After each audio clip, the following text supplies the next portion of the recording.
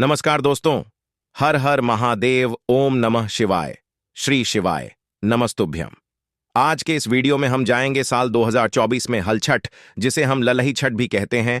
हल छठ का व्रत कब किया जाएगा, किस दिन किया जाएगा, किस तारीख को किया जाएगा और पूजन का शुभ समय, पूजन का शुभ मुहूर्त क्या रहेगा। इस बार हर छठ को लेकर बड़ी भ्रांतियां उत्पन्न हो गई हैं। लोग तरह तरह के अफवाह फैला रहे हैं।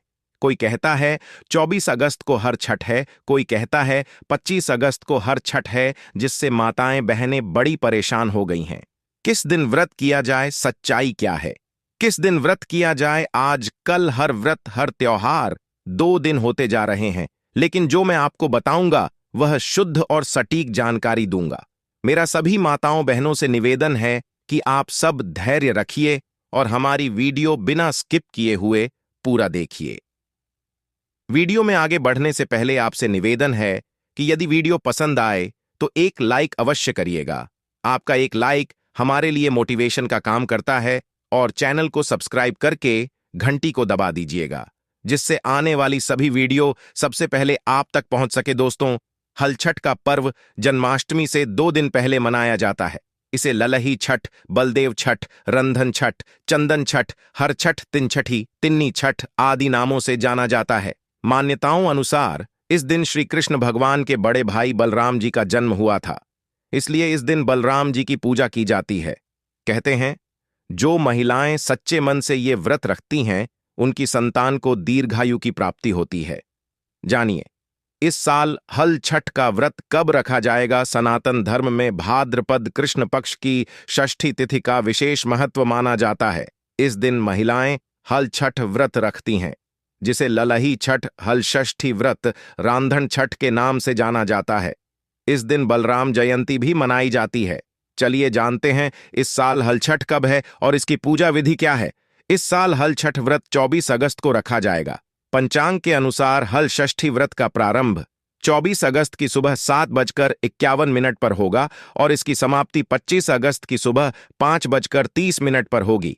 हल छठ पूजा सामग्री में भैंस का दूध, घी, दही और गोबर, महुए का फल, फूल और पत्ते, जवार की धानी, ऐपण मिट्टी के छोटे कुल्हड्ड तालाब में उगा हुआ चावल, जिसे तिन्नी या फसही का चावल भी कहते हैं, भुना हुआ चना, महुआ, मिट्टी का दीपक, 7 प्रकार के अनाज, धान का लाजा, हल्दी, नया वस्त्र, जनेऊ और कुश आदि चीजों का प्रयोग किया जाता है। हल छठ व्रत में सुबह जल्दी उठकर स्नान करने के बाद व्रत का संकल्प लें। आमतौर पर यह व्रत पुत्रवती स्त्रियां ही करती हैं। इस दिन माताएं अपने पुत्रों की रक्षा और अच्छे स्वास्थ्य की कामना के लिए व्रत रखती है। इस व्रत में बलराम जी के साथ साथ हल की भी पूजा की जाती है। हल छठ वाले दिन सुबह जल्दी उठकर महुए की दातून से दांत साफ कर लें।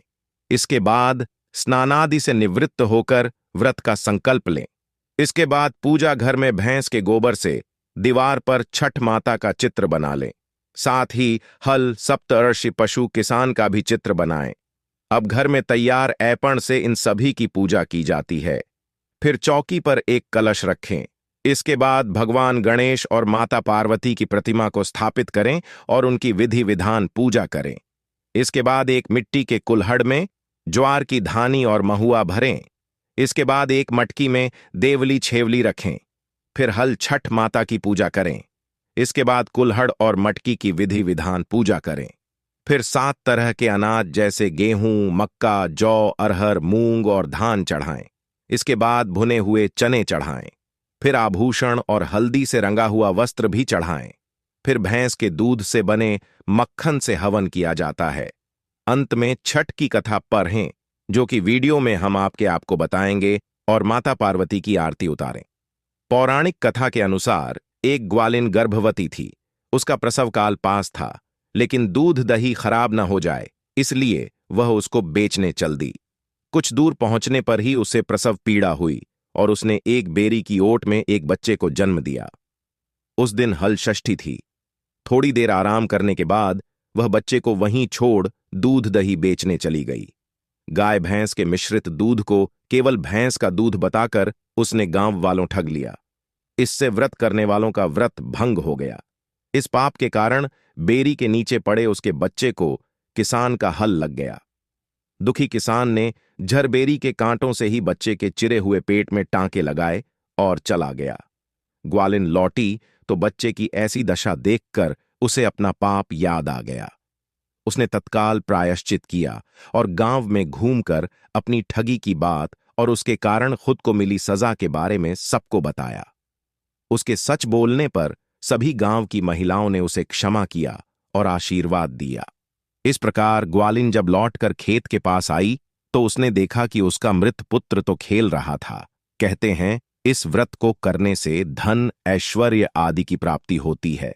हर छठ व्रत महिलाएं अपनी संतान की लंबी उम्र और सुखी जीवन की कामना से रखती हैं।